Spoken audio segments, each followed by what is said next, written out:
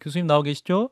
예, 안녕하세요. 배성원입니다. 예. 자, 이번 신림동 칼부림 사건. 일단은 범행 전에 살해 방법과 급소, 또 사람 죽이는 칼 종류를 검색했다라는 사실 저희가 보도해 드렸고, 홍콩 묻지마 살인을 검색했다.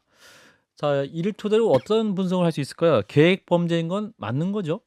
예, 계획 문제인 건 확실한 것 같습니다. 근데 예. 이제 계획의 정도가 일정 정도 이제 불균등한 부분이 있는 것 같고, 예.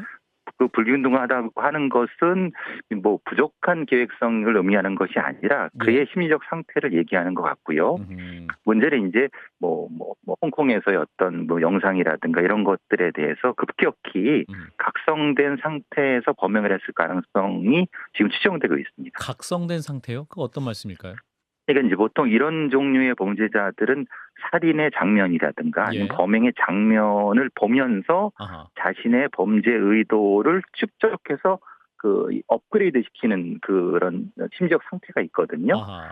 예, 그거를 아마 각성된 상태였을 가능성이 있습니다. 그러니까 그런 사건을 보면서 자신도 그런 피의자와 일체화시켜서 본인도 예, 인제 또 다른 범죄를 꿈꾸는 그런 상황을 말씀하시는 걸까요? 예, 그렇습니다. 아하. 이게 이제 직접적인 형태의 학습이 아니라 아하. 모방적 학습이 되는 거죠. 예.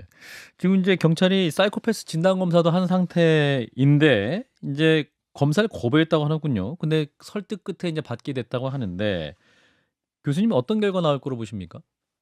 사실은 좀 조심스러운 게 그것입니다. 왜냐하면 사이코패스의 여부가 형량에 영향을 줘서도 안 되고 예. 또한 여러 가지 분석관들한테 영향을 줘서도 안 되는데 음음. 이게 이제 사이코패스 검사라고 하는 건 매우 예민한 검사이고 예. 그 부분에 있어서 이제 좀 조심스럽게 접근해야 되는 부분이라서 아직까지 확신할 수는 없습니다만은 예. 일정 정도 좀 광범위한 반사회성은 존재하는 것 같습니다. 아하. 근데 이제 본인이 이 검사가 뭔지를 알고 접근할 때는 그 정확도가 그렇게 떨어지거든요. 아하. 그래서 지금 점수만 가지고 일단 판단하는 건 좀 어려울 것 같고, 그 본인이 '아 나 지금 사이코패스 검사를 받고 있다.' 그 인지한 상태에서 검사를 하게 되면 그 검사의 신뢰성이 떨어진다? 예, 그렇습니다. 그래서 이제 본인이 안 하겠다, 하겠다, 또 설득하니까 하겠다 이렇게 되면은 예. 실제로는 검사의 정확도는 많이 떨어집니다. 그렇군요. 그럼 이런 진술이 피의자들이 의도적으로 이제 형을 감량하기 위해서 본인이 좀 여러 가지 이상하게 진술할 경우에 그게 어떻게 스크린될 수 있을까요? 스크린 하려고 하는데요. 예. 우리의 그 어떤 수사사법 시스템은 조금 제한적인 부분이 많습니다. 아 제한적인 거죠. 왜냐하면 예. 심리 검사라든가 이런 것들을 법적으로 강제할 수가 없고요. 음. 또한 이제 경찰 단계에서는 제한된 시간 내에 송치를 해야 되기 때문에 시간에 쫓기기도 하고요. 음. 그런 여러 가지 제약 조건 때문에 심리 검사 자체에 대한 어떤 강제성이 음. 사실 부족한 부분입니다. 그걸 또 범인들이 알고 있고요. 그 언론에 인제 공개된 사진 보면 범행 직후에 인제 경찰 체포 전까지 그 현장에 앉아 갖고 기다리고 있으면서 얼굴에 미소까지 띠는 사진이 있더군요. 이런 거 음, 어떻게 분석해야 됩니까 교수님? 아무래도 이제 전체적으로 상황을 자기가 통제하고 있다라고 하는 그런 뭐 심리적인 상태, 음. 그러니까 심리적 우위 상태를 얘기를 하고 예. 그런 부분에 있어서는 본인이 이제 일종의 과시하고 싶거나 음. 아니면 자신을 표현하고 싶거나 그래서 이제 전체적으로 이 조선의 범죄는 표현형의 범죄가 아닐까 말하자면 과시욕 어떤 뭐 일정 정도 그것을 내세우고 싶은 음음. 그래서 완수했을 때 나타나는 어떤 만족감 그런 어떤 형태의 행동이 아닐까 싶습니다. 네. 진 교수님, 김 소장님. 그 "오랫동안 나보다 신체적 경제적 조건이 나은 또래 남성에게 열등감을 느꼈다."라고 말했거든요, 조선이. 이건 뭐 어떻게 해석해야 될까요? 글쎄 말이요. 그거를 인제 있는 그대로 해석해야 될 것인가라는 부분은 좀 해석의 여지가 있습니다. 아. 왜냐하면은 본인이 신체적으로 열등하다라고 하면은 사실은 본인보다 아주 우월한 어떤 존재를 공격해야지 맞는데 아하. 실제로 인제 본인과 유사한 비슷한 사실 뭐 겉으로 보기에도 건실한 청년을 공격했거든요. 음.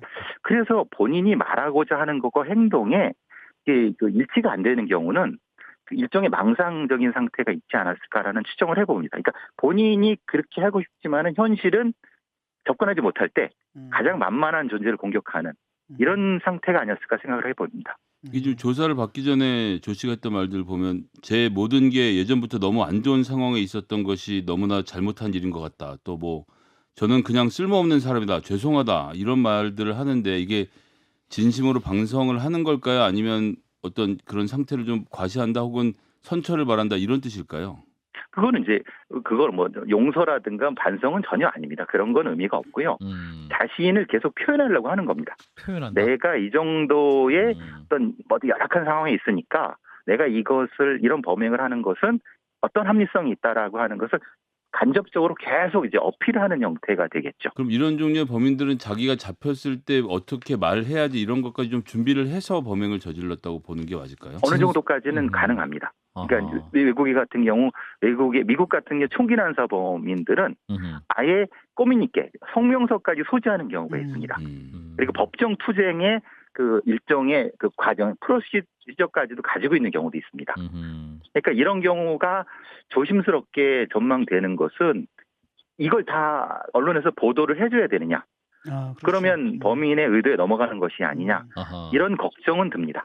이제 신림동의 이 사건 이후에 또 본인이 산 뭐 사심이용 칼을 인증하면서 흉기 살해를 예고한 걸 외에도 또 여러 개들이 또 온라인상에 나오고 있는 상황이기도 한데, 자 이렇게 이제 칼부림 사건이 정말 이렇게 원래 많았는데 우리가 몰랐던 것이냐, 아니면 이제 좀 이렇게 언론에서 조명을 해서 많다고 느끼는 것이냐, 이렇게 또 질문을 하시는 경우가 있는데 어떻습니까, 교수님?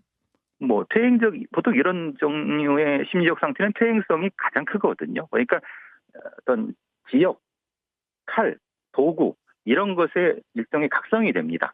아, 그렇기 때문에 신림동, 칼 이런 게 각성이 되면 거기에 꽂혀갖고 일종의 이런 반응을 하는 경우가 많거든요. 예. 이렇게 댓글을 달거나 아니면은 거기에 따라서 무엇은 행동을 하거나. 그게 사실 조심스러운 부분이 그렇습니다. 그러니까 예전에도 있었지만 실제로 이렇게 행동하는 경우는 드물죠. 그리고 그와 같은 형태를 반복하는 경우도 드물지만은 이 일종의 모방 범죄가 반복되는 것 같아요. 실제로 이런 사건들이 예전에 비해서 더 많이 일어난다 이렇게 봐야 되는 걸까요? 아니면 저희가 보도를 통해서 좀 자세하게 알게 돼서 필요 이상으로 걱정을 하는 것일까요? 그러니까 이제 한 중간 정도라고 봅니다. 왜냐하면은 이게 보통 모방이라고 하는 것이 인터넷이라든가 방송에서 나오는 것을 굉장히 빨리 흡수를 하거든요. 예. 그래서 어떤 범행 방식이라든가 범인이 하는 말을 그대로 따라갖고 일종의 미러링 같은 형태의 행위나 이런 글들을 많이 쓰거든요. 예. 그런 면에서는 과거에 없던 현상이 나타나는 거죠. 과거에 없던 현상이다. 예. 그럼 이런 경우에 이제 예고글을 올리는 것만으로도 어떤 처벌 대상이 될 수 있습니까? 예, 협박죄로 협박죄로 의율할 될 수 수 있다. 예. 아하, 그렇군요. 지금 이제 이런 사건을 보면 두려워서 하신 분도 있고, 호신용 기구를 내가 사야 되냐, 뭐 누가 옆에만 와도 흠칫 놀라게 된다, 이런 말씀들을 많이 하시는데. 옆에 그 앉아 있는 민동기 평론가 그 3단봉 샀대요. 근데 이제 호신술이나 그 호신 도구는 본인이 충분히 쓸 수 있으면은 추천해 드리지만은 예. 예를 들면 전기 충격기를 샀는데 실제로 어떤 위험에 부딪혔을 때 정작 쓰지 못하고 뺏긴다고 하면은 상대에게. 그건 오히려 화가 되거든요. 아하. 그러니까 말하자면은 호신도구, 호신술이라는 건 본인이 익숙하게 짧은 시간 안에 쓸 수 있다고 판단하셨을 때는 구입이라든가 이런 것을 하지만은 유의미하지만. 예, 근데 이제 어떤 여성분들의 그 핸드백을 보면은 아하. 후추 스프레이, 전기 충격기, 3단봉 다 있습니다. 근데 정작 위험때는 못 꺼내갖고 화를 당하는 경우가 있습니다. 그건 아무 의미가 없죠. 실제 상황이 발생하면 정말 아무것도 못하게 되는, 너무 놀라가지고 그럴 수도 있고, 실제로 이제 어설픈 호신술을 쓰다가 오히려 더 크게 당할 수 있는 그런 거죠. 그렇죠. 심리적 부동이라고 돼서 우리가 예. 얼어붙는다고 하죠. 그런 형태가 되는 건 오히려 호신술보다는 빨리 피해라는 말을 먼저 해드리고 싶고요. 빨리 피하는 게 답이다. 예. 그리고 이제 사실은 개인이 하는 것보다는 이제 국가라든가 지자체 같은 데에서 일종의 공간 방어라든가 아니면은 이 구조물 설치라든가 예. 아니면 뭐 비상벨이라든가 CCTV라든가 그런 것이 상대가 돼야 되는 아하, 거죠. 그래요. 저희 한동훈 장관 이런 말을 했습니다. 엄청난 범죄를 저질러면 사회에 굉장히 위험인물이라는 사인을 준 사람은 아니고, 그 선진국이나 총기 난사 사건에서 자주 보이는 외로운 늑대 사례다, 이렇게 진단을 했더군요, 한동훈 장관은. 교수님 어떻게 보십니까? 이 판단이 맞나요? 근데 저는 사실은 그런 거는 이제 장관의 위치로서는 좀 부적절하다는 판단을 하는데요. 왜냐하면 예. 지금 수사 중이거든요. 수사 중이죠. 예, 수사 중인 때 이 사람이 어떤 사람이다, 어떤 성향을 가지고 있다라고 얘기를 하면은 수사진들이 압박을 받습니다. 일종의 가이드라인 될 수도 있기 때문에. 그렇죠. 왜냐하면 지금 프로파일러들이 분석을 하고 있는데 예. 장관께서 그쪽도 상당히 힘 있는 장관께서 이 사람은 사이코패스요, 이 사람은 외로운 늑대라고 해버리면은 그렇게 결과가 안 나오면 어떻게 합니까? 장관과 이게 그래서 예. 조금 그거는 조금 그 우리 장관님께서는 조금 약간 좀 자제를 해주셨으면 좋겠다라는 생각을 하고요. 예. 물론 개인의 의견은 얘기할 수는 있습니다. 아하. 근데 그건 조금 제가 보기엔 좀 부적절한 좀 발언이었다. 예예. 예, 알겠습니다. 교수님 말씀 여기까지 듣겠습니다. 고맙습니다. 감사합니다. 네, 우석대학교 경찰행정학과의 배상원 교수였습니다. 자, 민동기 평론가는 3단봉을 사셨다고 하는데 쓰지 않으시는 게 좋을 것 같습니다. 주문만 했고 아직 예. 도착하지 않았습니다. 그러니까 취소하시고요. 달리기 운동을 하세요. 달리기 운동을. 예, 이게 참 너무나 안타까운 사건이죠. 사실은 이 우리 사회가 이러한 범죄 때문에 많은 우려를 하고 있고 개인 호신에 관심을 갖게 됐다. 교수님 어떻게 보십니까? 그러니까 이게 이제 충격적인 건 뭐냐면은 음. 모르는 거잖아요. 이거 어떻게 할 수가 없는 거잖아요. 네네. 그냥 일거에 당하니까 거기에 대한 공포감이 있는 것 같아요. 내가 더 위험한 것은 피하거나 뭐 이럴 텐데 예. 그냥 가다가 당하는 거죠. 그렇기 때문에 공포감이 더 심해지는 것 같아요. 예. 예.